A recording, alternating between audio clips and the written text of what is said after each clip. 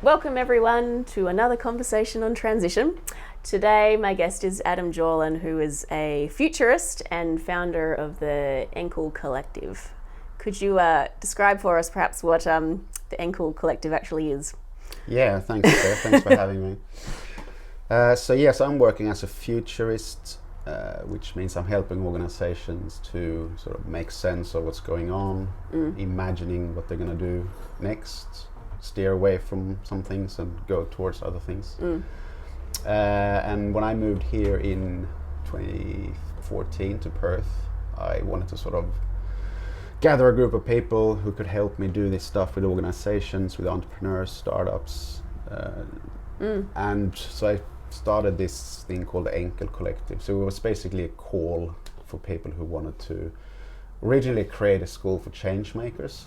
So people who want to create change in organizations outside, in government, wherever they work. So they came to our first meetups, and then we developed, did conferences, workshops, different things, and different spaces where we gather. So now we have one in Fremantle called the Naval Store, which is our next project. So that's the Enkel Collective. We've been around for 6 years now. Great. Going up and down. Yeah, I've touched in and out of the group for a while. Yeah. Always interesting stuff, that's for sure. Yeah. Then my third hat, so Futurist is my job, so I sell my services to organizations, and then Enkel is the collective, and then the third role is the new economy movement. So I've been working for a network called the New Economy Network Australia. So we've done things with them for 2-3 years here now in Perth. A symposium back in 2018, and then the national conference last year. So that's it's a national network, and we now have finally sort of formed a hub here in Perth, a formal NINA Perth hub, of which I am the convener together with 2 other people. Fabulous, because that is what we like to talk about today. Yes. I think for everyone else's benefit, just as an intro to today's talk, I think for quite a long time I never liked to think about the economy or economic stuff. You know, I just wanted to do all the nice feel-good things. Yeah. But of course, once you start really looking at what are the drivers of a lot of the problems and challenges that we face, the economy is always sitting there, you know, waiting. And I think that's because it so much holds the global system that we have, or many different kinds of systems. It's the economy that sort of, you know, holds it all and gives it its sort of directives and language, and really is such a driver. You might look at it differently, but I know for me, like, when I think about what's driving, especially a lot of the destructive problems, and given that we need growth, economic growth, because when money's created, debt is created, and that bears interest. So there's always more debt than money, which means someone's always in a scramble to make more money to pay the debt. Yeah. And really that results in a system where we're always trying to create more financial capital. But in order to do that, we're taking natural capital, social capital, like basically environment and things that humans used to do for each other, even culture, and pushing that through the sausage maker of the economic system. Yeah. And moreover, taking complex things and turning them into Absolutely. complicated or simple things. Yeah. And there's an article that is on Conversations on Transition that touches into that. But that's why I really wanted to have you on, is to talk about a few things in the new economy space. So would you like to describe, like, what is this term, new economy? Yeah, I think that's a good way to start. So the new economy movement is not a new thing. I mean, sometimes I think it should be called the next economy movement or whatever, because it's sort of like there's always something that's going to be new. It's just that this is the new as opposed to the current unsustainable economy. Makes sense. Whether it's capitalism or whatever you want to call it, extractive economy, the linear economy. So this has been around for decades, but it's been sort of like called different things, like the post-growth economy, now the sharing economy. We have a lot of different things like the steady state economy, the blue economy, the well-being economy, and now we've had the circular economy, which is quite big here, coming here in Perth now, which is good. But it's the new economy movement sort of gathers all these things. So like it's an umbrella term for all these economies. So all these economies sort of come often from one thinker who wrote a book called this, and then they sort of gathered, traction and groups formed. And but now sort of people have, for some reason, are looking at sort of a meta concept, which is the new economy. And so like all of these people are invited to the conferences and things we do and talk about their things, and then I think that's really beneficial. So it's sort of like agnostic. It's not this, it's not that.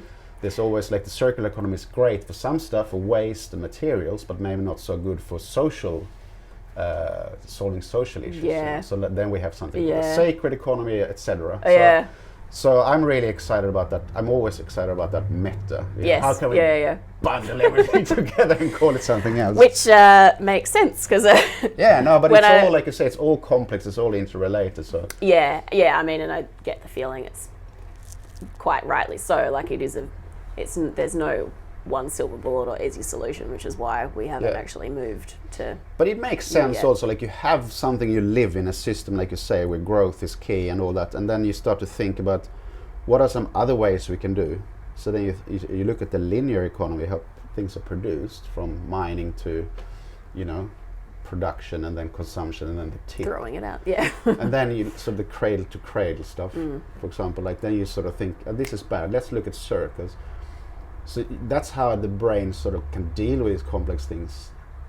It can't take everything in, but now we have these small elements of a new whole economy maybe. So circular is one, but there might be another of these concepts, like the sharing economy is quite different. But if you bundle them together and several more concepts and thinkers and books, and then we get a picture of the future, a better future. So the two main things for the new economy movement is ecologically sound or ecologically sustainable and ecologically healthy or thrivable, maybe rather, and socially just. So those are the two key things. And we see that in the Doughnut economy, which is another concept that's now popping up in the world, which is the new flavor of the day. But they have both the planetary boundaries, taking them into consideration, the ecology, and the inner thing of the donut is the social. So no one's falling off the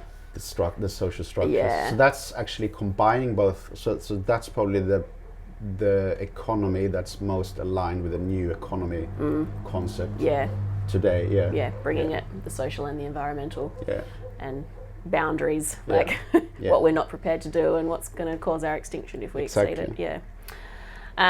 So talking about the bigger picture stuff, I understand one of the things you're working on now is called the Metacurrency project.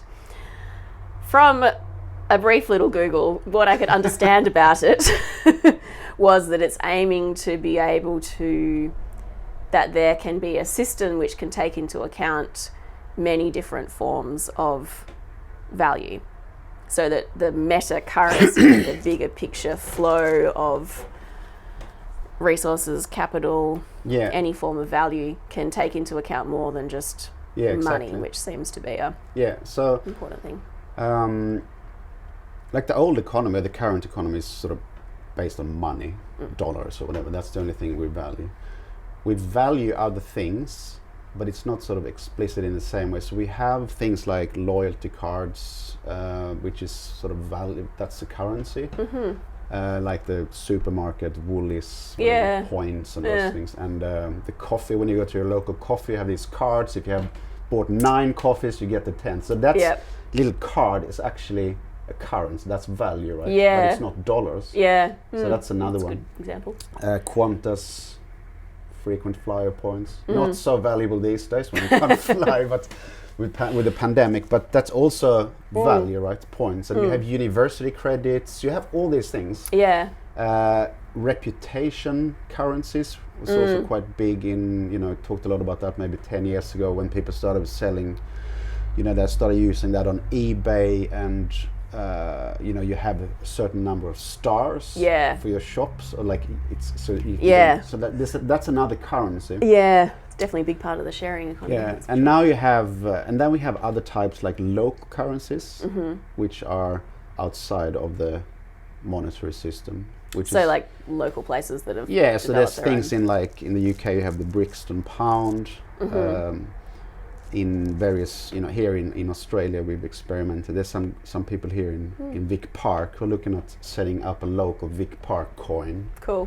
Which is basically just separate. It's a complementary currency from the Australian dollars. There are issues with it legal, but I think it's really important that we try these things. Yeah. There's a thing called LET, Local Exchange Trading System, which is also a complementary currency, which has been around for decades. So, and then you have cryptocurrencies, which is another type of value. Yeah. Which is based on, I don't know, nothing, based on future, treasures or whatever. It's a casino. But we have all these types of currencies. So the Metacurrency project, which is basically started 15 years ago or so, some guys called Arthur Brock and Eric Harris Brown, Americans, they looked at models, how can we combine all this in a big system so we can exchange them easily between each other. Yeah. So it's visible to everyone how it works.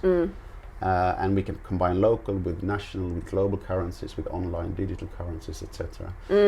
And also with more like assets like food. Food is a currency. Yeah. Time is a currency, like time banking. Yeah. So an hour's work is currency. So if you can measure, it's very complex again. Yeah. But imagine if you could have that, especially in local economies. Yeah. It would be a great way to. So it's looking at trying to create an interface between everything. Yeah.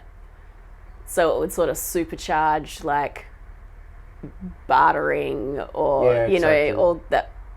It's various sort of bartering mechanisms for the 21st century with tech and everything. So like trying to make everything, and you can set up your own. So like here in Perth, we wouldn't have the same Metacurrency platform, if we talk about a platform, as something or maybe up in the indigenous remote communities, they would have another platform maybe for their currencies. So what so they their value is not a universal. No.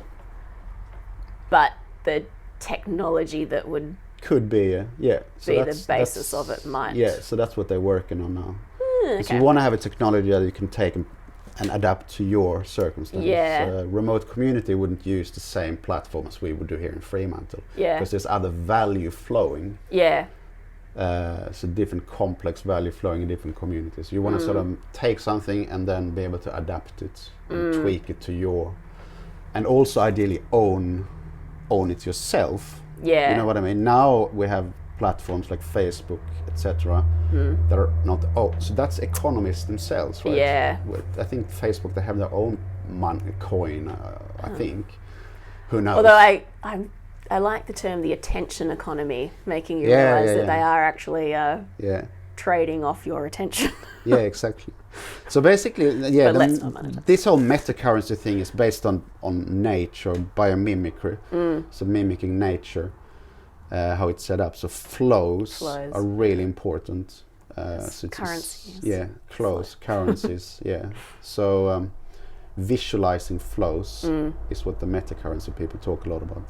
So now we only see money, or we don't even see where money goes. Yeah. So flow-centric, they call it, for example. Flow-centric economy is what I'm really interested in. Yeah.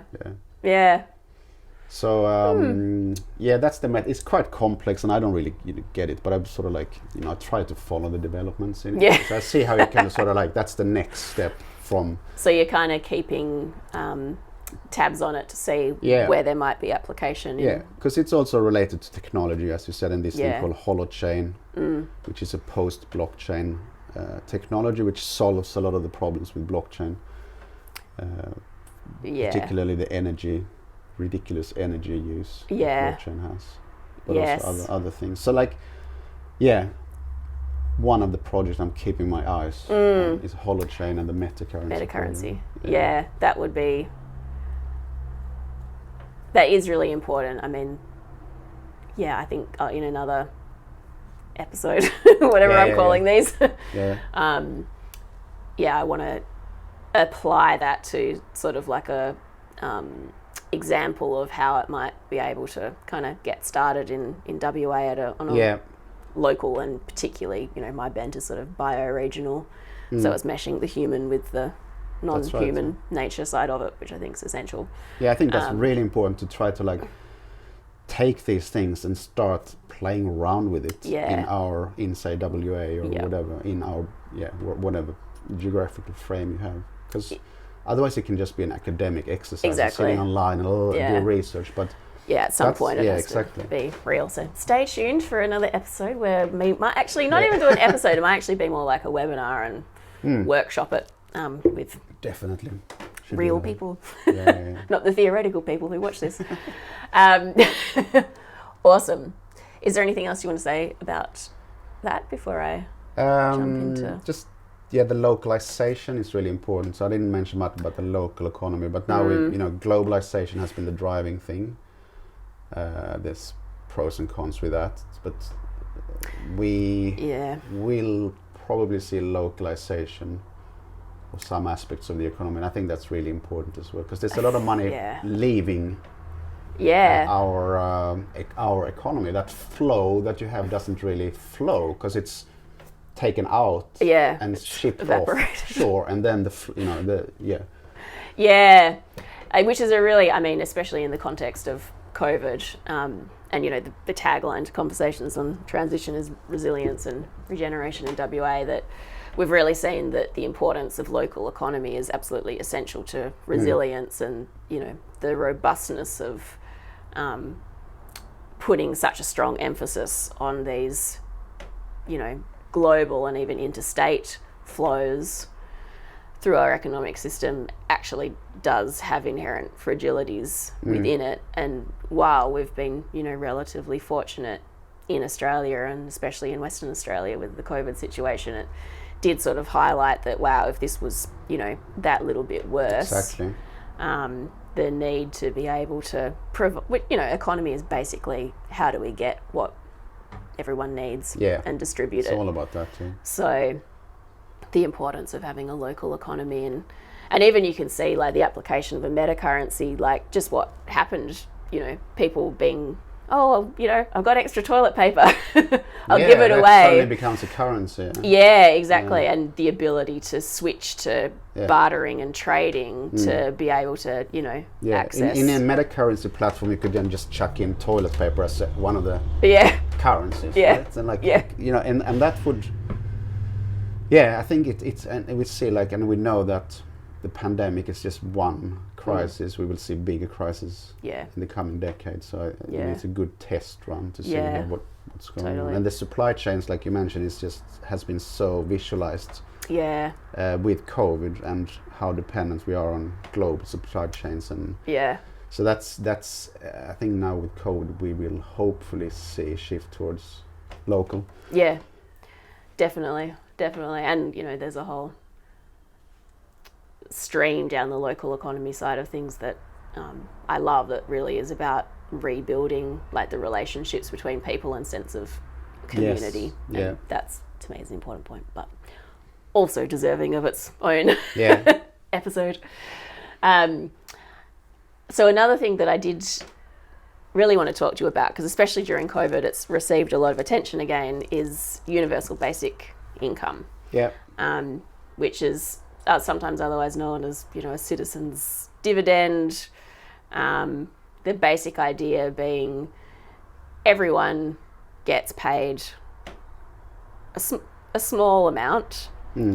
Where that amount is set varies. Like I understand that everyone in Alaska gets paid like $1,000 a month or something. Different ways to set it up, but the idea there is that there's some small amount that goes to every person, which sort of goes to covering their basic necessities, which you can see the utility of it just looking at the extra income support that we've seen during COVID in Australia in terms of the job keeper and job seeker supplement, that's almost served as a bit of a proxy that's right. UBI during this time, and it was rolled out very quickly and, was really like, oh, this is what's going to save the day. But UBI has been spoken about for a while. From what I understand, it's very long time. Yeah, it's existed. Where was it? It's been like around in sort of fiction or theoretically for centuries. But I think, I think in the 60s, 70s, 80s, I think in Canada and the States, they started with doing tests of it, and and then I think about 10 years ago it sort of came through a bit. And I think the reason for that was the automation. Yeah. And people started to think, the robots are going to take our jobs. What are we going to do? How are we going to get paid? Yep. So then that was, I think, the main driver for it coming up.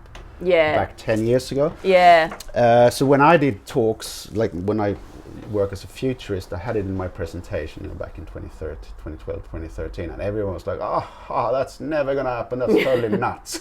Yeah. And now, not that long after, and I think what drove that was that, the robots or automation are actually going to take a lot of work. What are we going to do? But now with COVID, we have another,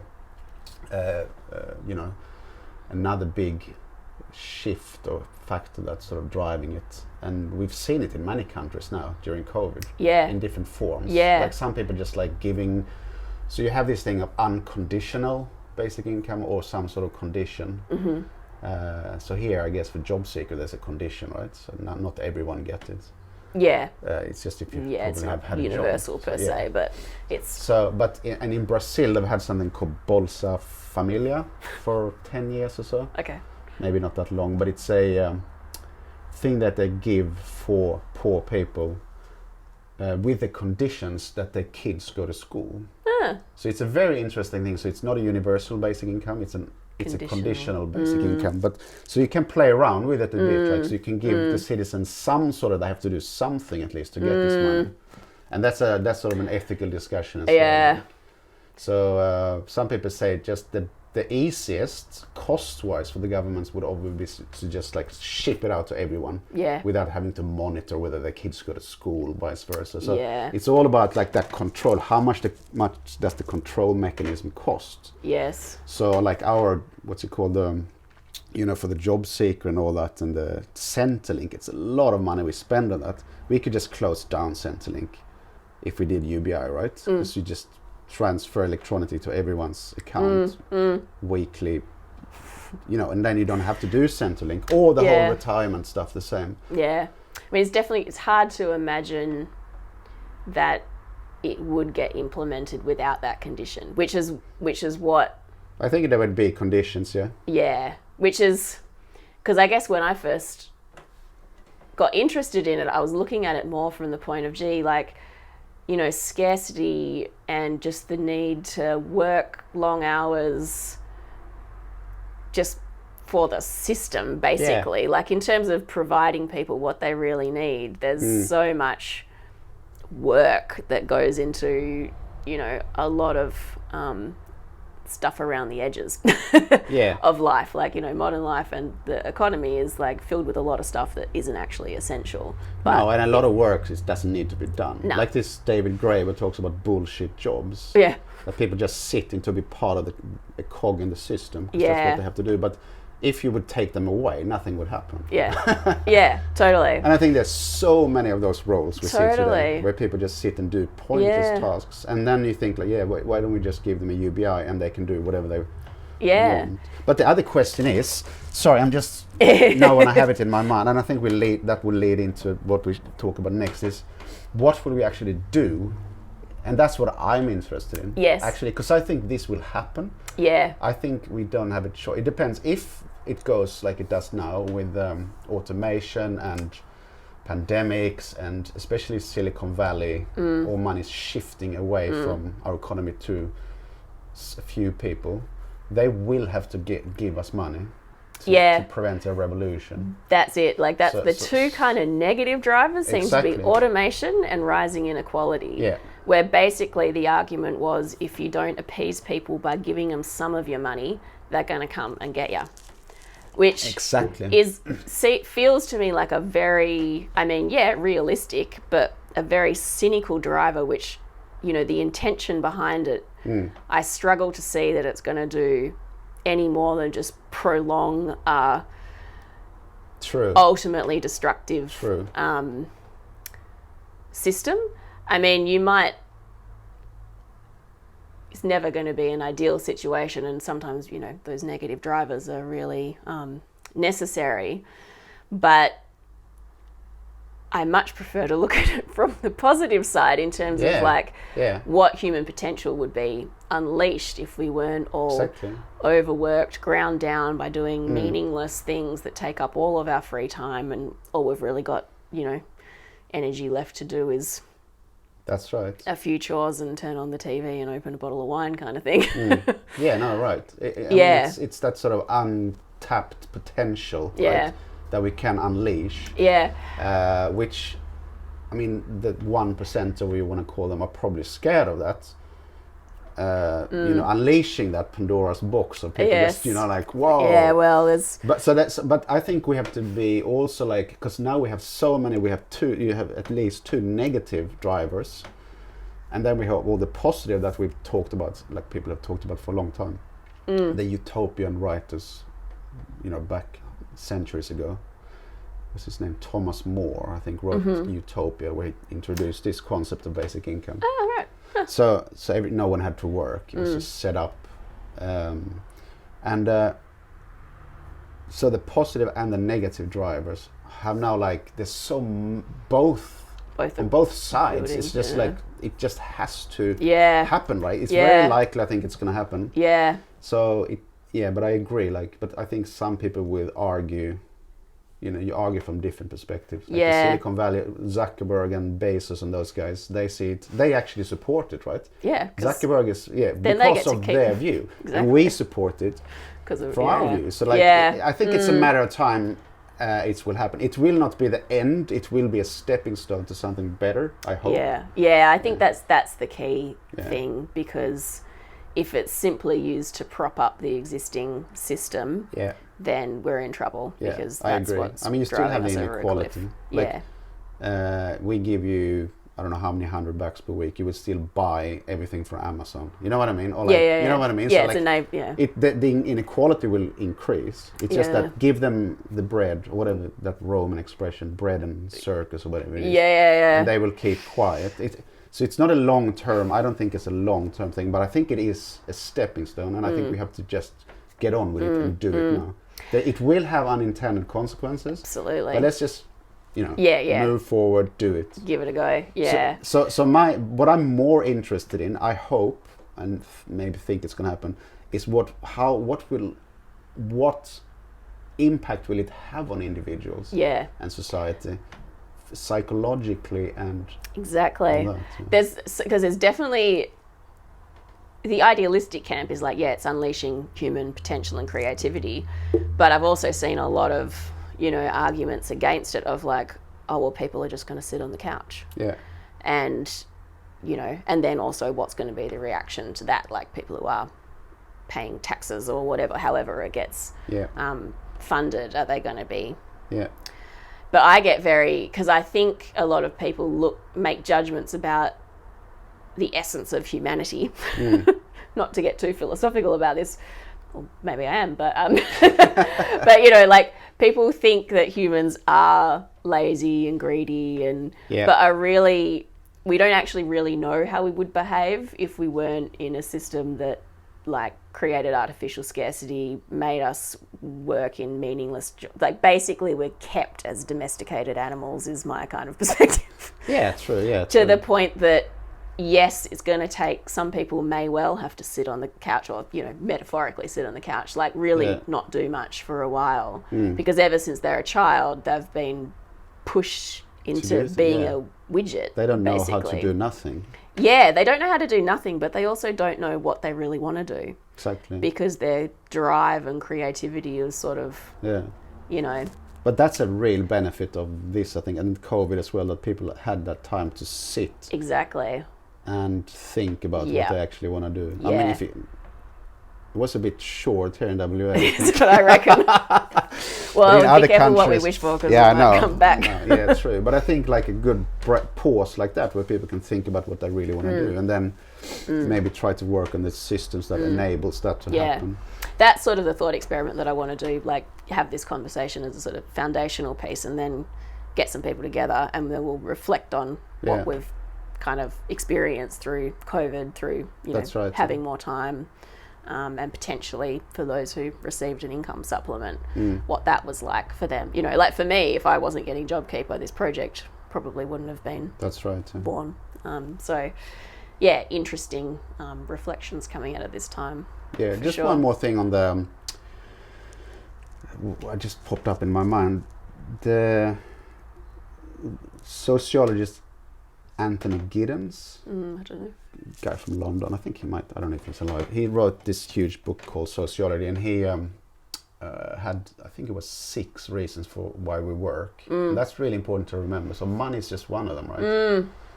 You also have like a structure. A structure. So all this, we need to find a solution. UBI doesn't fill all these functions. Yeah. So like the other one is structure. You have to get up in the morning, which is actually really valuable. That we have to get up and go somewhere. We can't just, it's even if we hate getting up. Yeah. Then you have, the other is purpose. Job can give you a purpose. Not many people can combine job and purpose, but if you can, it's great. Yeah, ideally. Third is some sort of self-esteem as well. So you feel like you actually, that's sad in a way in our society, that self-esteem is very connected to work, right? So if you're unemployed, you suddenly, I think, people do want to feel like they are contributing. Yeah. And that's, to me, like, that's the good. That's what tells me that, sure, some people may be in such a broken state that they will need to sit on the couch, but exactly, people will have the drive, like they do actually want to contribute, and suddenly that's going to create, basically the reformation of true community and absolutely, needing and each other. I think that's like that UBI can't solve that either. The sort of sense of like self or self-esteem. The 2 last ones, just so I remember this, is social, of course. Like that's huge with work. Many people don't have any family or other people than social. And the last one is that I am particularly interested in is learning. So you learn a lot from working. Yeah, so it's true. What institutions are gonna replace that aspect of work? Where are we gonna learn? And that's what sort of the Enkel Collective I do there is like to explore that. Like, people who don't have anything to do, what are they going to do? Come down and learn something. Well, I mean, like, to me, it goes hand in hand with really because the 2 big, like, economy sits underneath everything, but so does culture. Yeah. And we have a culture that really very loosely performs its role right now. Yeah, totally. So those things have to go hand in hand, like, because where did we learn before there were institutions? Like, when we weren't on such massive scale, like, we actually did learn in a way that was much more integrated with every other aspect of life, so learning from, elders, or, younger kids learning from older kids. Like, that was just a natural way that humans learnt the things that they needed to learn, which, given the scale of civilization now, doesn't translate directly, but it's all part of this theme of going back to the local. It's like, we're going to have the global, but part of the transformation is really refocusing this emphasis on local, and not just economy, but also on culture and social structures. Yeah. So I think it'll be very exciting. Yeah, I'm excited. Yeah. So there's more to come, definitely, for UBI, just in terms of like where this project's. I think with COVID, it's sort of like people have started to I mean, we will do now. We have tested it. It's been like forced prototyping of Unity. Yeah. Now they will sort of start to evaluate it. And I mean, there's sort of some you know, it's both good and bad, right? So I've read some stuff like you say, there's also a time frame thing. So like the one I did in Finland was quite early on, like 3-4 years ago. Then it was just like, you know, some people studies like, yeah, they just got drunk and sat around, you know. Yeah. But then like I think that's also like a time from, like, if you give people that for like 3 months or 6 months, of course they're gonna do that. Exactly. Because they've been working for like 4 Exactly. years, you know, Exactly. and are exhausted and just like take that freedom. But after 6 months, then they're bored. Yeah. Some people will just do it, and we have to accept that some people will always just not want to work, and that we have to sort of, that's fine, you know. Yeah. You know? Well, and how do we support? Yeah, and how can we find like, they're what is beneficial to society? You know? Exactly. Like, it's just not, they're not just Exactly. like, you know. But I think if you look at a longer period, like say 5 years, then you would get other, you know, you would see that it's probably beneficial. I mean, Yeah. I can't see. Yeah, I think there are so many drivers, like we said, pointing towards it happening. Yeah. But who knows? Who knows? Yeah. So I've decided I'm going to wrap up interviews by asking a few interesting, specific questions to help bring out some answers that are more like uniquely you. Yeah. Okay. Yeah. So one is, what do you think is one key secret ingredient that will contribute to the transition in WA to a more resilient and regenerative system? Well, I think localization for now. Yep. Yeah. We also talked a bit about something called cosmolocalization, and if I should go into that. So that's like you still have a connection to the cosmopolitan, to the global. Yeah. But you do a lot of the things locally. So Yeah. you take the good things from globally, like for example, designs of things. So you don't have to design your products. That's online. So that's a cosmo. But you actually produce it locally. Ah, interesting. So I think something like that would be, if we think like that, instead of shipping in everything, Yeah. just take the blueprints, the drawings, or the IP, or the, you know, and produce it here. That's something I think would be a good start. You know. Cool. Interesting. Okay, 2. Name 2 books that you've read in recent times. You can decide how So I've recent sort is of recent. stopped reading That's books, inspiring. which is weird. Okay, well, all articles. But no, but I'm Resources. gonna, because you told me this before, and I'm gonna say 2 books that I have definitely read. And one is a book called The Social Singularity by a guy called Max Borders. So he's talking a lot about all this stuff that I talked about. Okay. Mixed with like human development, evolution of consciousness, Social which we singularity. didn't touch on today. No. Oh, but we will. Which we normally do when we meet. But so he's sort of bringing all this together. It's quite a critical. Yeah, no, it's good. Small, very small book. Max Borders, The Social Singularity. The other one is something I've followed for a long time, and it's a book called The Listening Society by a guy called Hansi Freinacht, Well. a German or Swiss philosopher, which talks a lot about the next paradigm, or like how can we organize life, or our lives differently. That sounds great. Very interested. Also a lot about development on an inner level as well. Yeah. So outer development and inner development. To a new way of doing things, a new way of being. Yeah. So we know we are in a paradigm shift.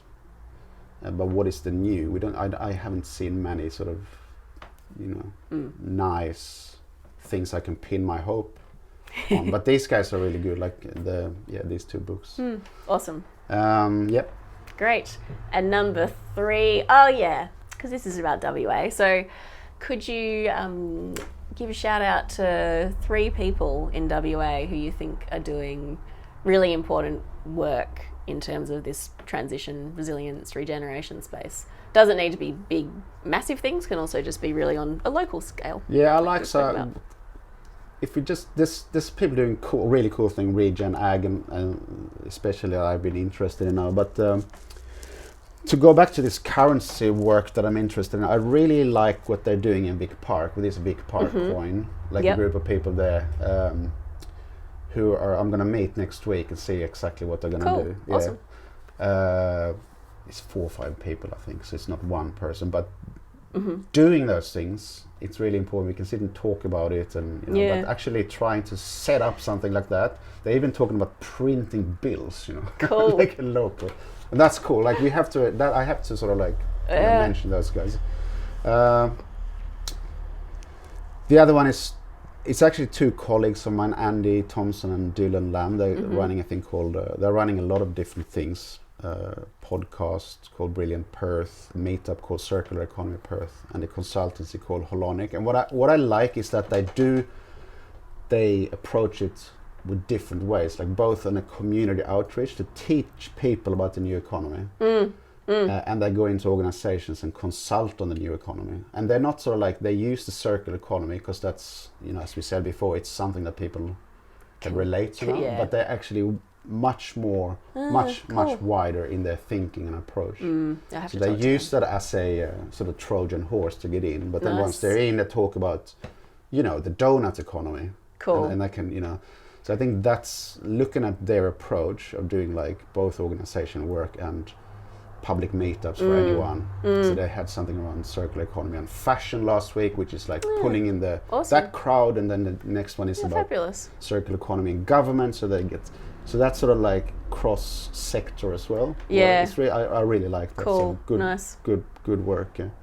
And then the other one is my co-convener Alan Connolly, Big Al, who's running a thing called Community, which is also a localization thing. It's an online platform. I think it's got 1,000 members or something in Joondalup, up that area, which is a online community for people who live around him.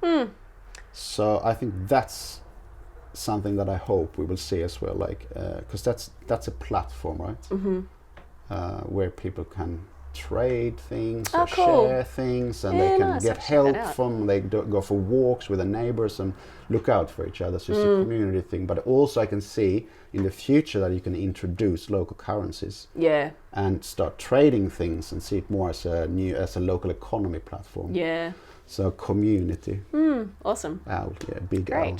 Thanks. There's lots of little points to check out and get inspiration from the global and the local. Yeah. And we're doing with a new economy hub here, New Hub Perth. We're doing a bi-weekly webinar with one of what we call the new economy builders in WA. So people can find that on. Do you have a website? Go to New Economy Network Australia. New Economy Network Australia. It's only on Facebook now. Okay. But we publish those webinars as events. And if people want to show up to anything, do you have the only thing that meetups? Or? There are not many things now, but Circular Economy Perth meetup, those guys still do theirs in person. Cool. And